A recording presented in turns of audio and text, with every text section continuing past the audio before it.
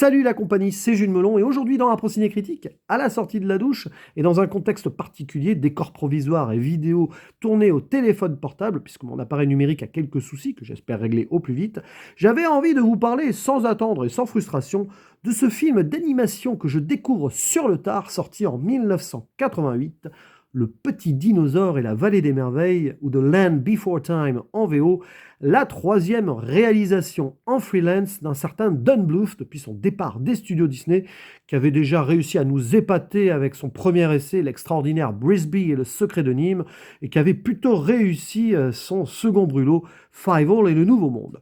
Au casting vocal de cette œuvre, en français, oui, parce que je l'ai vu en VF, nostalgie de l'enfance oblige, même avec des découvertes tardives au niveau de l'animation, nous avons le talentueux et regretté Roger Carrel, qui double ce petit personnage volant qui ne sait pas voler, voilà. Bon, oui, on est plus proche d'Éric Judor que de Roger Carrel sur cette imitation, je m'en excuse. En VO, par exemple, il y a une petite fille qui fait le personnage de Becky, qui sera assassinée avant la sortie du film. Donc vous voyez, il y a une histoire tragique aussi autour de ce métrage qui a eu deux VF, également, à préciser. Moi, j'ai vu la première version, la deuxième étant assez décriée. Bref, quelle est l'histoire de ce petit dinosaure? Rentrons dans le vif du sujet. Celle de Petit Pied, un long cou, une sorte d'herbivore, tout ça, qui se retrouve isolé après une catastrophe, un tremblement de terre, où il va perdre de vue ses grands-parents et perdre carrément sa maman. Dès l'introduction, bim! Et sur son périple pour atteindre cette vallée des merveilles où l'abondance lui est promise, nourriture, etc., il va rencontrer des nouveaux amis ou en croiser certains, notamment la Tricératops, la trois-cornes, Serra, et donc d'autres petits animaux tels que celui qui ne sait pas voler, qui s'appelle Petri, je crois, et donc Becky, j'en ai parlé, je crois. Non, j'en ai pas parlé de Becky. Bah si, j'en ai parlé. Celle qui est doublée par la jeune actrice qui va décéder avant la sortie du film. Super. Donc une petite grande bouche, je crois que c'est ça, parce que oui, les dinosaures se qualifient comme ça. Long cou, trois cornes, grande bouche. Et aussi un stégosaure par la suite qui va sortir de son œuf. Voilà. Et donc cette petite troupe qui va grandir au fur et à mesure du métrage va devoir affronter tous les dangers afin d'atteindre le paradis perdu, ou le paradis, pardon, à trouver, au contraire. Et voilà, ça fait partie de ces films que j'aurais dû voir plus jeune, clairement, et je ne sais pas comment j'ai pu passer à côté, parce que petit, j'aimais les dinosaures. Enfin, j'ai surtout adoré les dinosaures avec Jurassic Park, mais ce métrage étant avant Jurassic Park, animation, ayant eu Brisby le secret de Nîmes en VHS, je ne m'explique pas comment je l'ai raté au cinéma. J'avais 6-7 ans quand il est sorti, mais bon, c'est comme ça. Et depuis, je ne me suis jamais lancé à sa découverte. Enfin, voilà qui est fait. Grâce aux amis d'ailleurs, Nico Ciné et Capitaine Critique, petit moment promo, qui sont en train de faire une rétrospective de toute la saga sur la chaîne de Nico Ciné. Je mettrai le lien vers leur première vidéo en commentaire. Parce que oui, ce film a tellement eu de succès qu'il y a eu 13 suites par la suite. Rendez-vous compte, sorti en direct vidéo, etc. Et avec des qualités pas forcément égales, on va dire ça comme ça. Mais bref, qu'ai-je pensé de ce petit dinosaure et la vallée des merveilles? J'ai aimé, mais je suis frustré de voir ça trop tard, trop vieux. Parce que je vois les qualités, objectivement, c'est magnifique. Déjà l'esthétique, les décors, la lumière, c'est crépusculaire, il y a tout un esthétisme derrière. Don Bluth, il régale là-dessus. Parce que même dans Brisby et le secret de Nîmes aussi, on voit le côté sombre avec ce jeu des couleurs, des lumières et tout. Là, c'est pareil. On est plongé dans l'ère des dinosaures. Je ne sais pas si c'est le Crétacé, Jurassique ou autre chose, parce que ça dépend. Et on y croit, on est dedans. Après, j'ai envie de dire, le périple en lui-même est très simple. Voilà, on sait que ça part d'un point A et que ça va arriver à un point B, avec des personnages qui ont leurs stéréotypes quand même si ce sont des animaux, des dinosaures. Amusant, un petit comic relief sympathique. Mais quand même, moi, ce que j'admire dans le cinéma de Don Bluth, du moins dans les films que j'ai vus avec lui, c'est qu'il ne prend pas les enfants pour des idiots. Clairement pas. Dès le début donc de l'œuvre, la question du deuil est posée. Un petit peu comme dans Brisby, le secret de Nîmes aussi, donc où il y a le papa qui meurt, le mari du coup de l'héroïne. Là, c'est la maman de Petit Pied.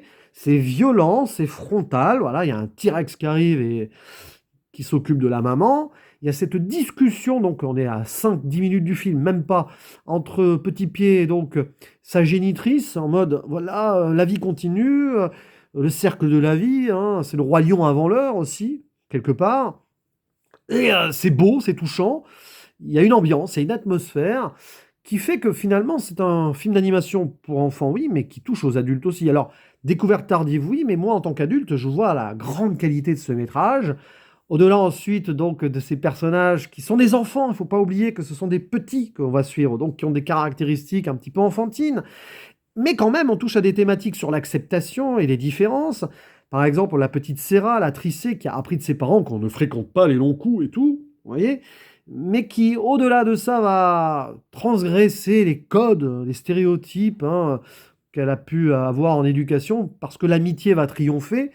Et c'est drôle parce que ce qu'elle fait en tant que trois cornes au long cou petit pied, bah, petit pied va le transmettre à un moment indirectement, va aussi presque rejeter la petite béquille, mais finalement très vite il va se laisser prendre au jeu de l'amitié. Et voilà. Donc c'est un film qui met en avant les différences et l'acceptation de celles-ci, puisque de chaque différence nous pouvons gagner. Voilà. Donc thématique profonde et très belle. Après voilà, c'est assez anecdotique dans le déroulé. C'est pour ça que là, quand tu vois ça en tant que grande personne sur le tard, tu te dis oui, il y a ses limites et tout, mais c'est tellement bien dessiné, voilà. L'animation est correcte, hein, mais c'est pas ça le souci en soi, parce que pour Brisby, le secret de Nîmes, c'était plutôt pareil. Mais il y a quelque chose qui se dégage, voilà, il y a une ambiance, un feeling très fort. Et puis oui, c'est un film d'aventure, voilà, c'est assez épique en son sens pour l'époque. C'est très années 80, mais quand même. Et puis la finalité, elle est telle qu'elle est. Alors, on peut regretter ce qu'on veut dessus, si vous voulez, mais quand même, c'est là, quoi. Et puis, chaque personnage a sa propre évolution, grandit, voilà, c'est un rite de passage, des enfants qui vont devenir presque adultes avant l'heure, ou adolescents et adultes avant l'heure, vu ce qu'ils traversent comme danger, voilà, entre les prédateurs potentiels, les problèmes climatiques, les méfaits de la Terre qui rentrent dans une certaine rage, voilà, bah, une éruption volcanique par exemple, tous les dangers qu'ils traversent pour arriver à un but précis, c'est-à-dire le bonheur, quoi. Enfin, la possibilité de vivre tranquillement avec leur famille, qui aurait peut-être survécu, qui se serait peut-être retrouvée dans la vallée des merveilles, et avec la construction d'un groupe, d'une amitié qui va forger les liens et qui va aussi permettre à leur caractère de s'affirmer, quoi. Et ça va faire d'eux de belles petites créatures potentiellement. Donc voilà, dommage malheureusement que je le découvre sur le tard, mais je suis quand même content de l'avoir vu parce que c'est du Don Bluth. Et c'est sûr que si je l'avais vu plus jeune, à peu près à l'âge où j'ai découvert Brisby et le secret de Nîmes, je pense que je le mettrais parmi mes très très bons films d'animation de cœur. Voilà. En attendant, je vais mettre, alors, niveau note, sur le ressenti, un très bon 7 sur 10. Sur l'objectivité, on peut monter à 8 très facilement en recontextualisant les choses. Mais ce qui est sûr, c'est que je le reverrai avec grand plaisir un jour, peut-être en VO pour changer, je ne sais pas. Et je vous le conseille d'ailleurs, ce film, si vous ne le connaissez pas. Et si vous l'aimez, si vous avez vraiment une place dans votre cœur pour celui-ci, n'hésitez pas à dire en commentaire comment vous l'avez découvert, quel est votre lien personnel avec ce film. Ça me fera vraiment plaisir de lire vos expériences avec celui-ci, et de vous voir échanger entre vous. D'ailleurs, petit aparté, j'adore en ce moment ce qui se passe dans la section commentaires de mes vidéos, où non seulement vous réagissez à mes vidéos, certes, d'accord, mais vous échangez entre vous et on échange tous ensemble. Ça se transforme presque en forum. J'adore ça. Donc je vous remercie et je vous invite à continuer parce que moi, si je suis sur YouTube à parler cinéma, c'est pas pour les vues, pas pour les likes, pas pour les abonnés, pas du tout. Mais par contre, discuter avec vous en commentaire et débattre, ça, j'adore. Je vous dis à la prochaine. Ciao!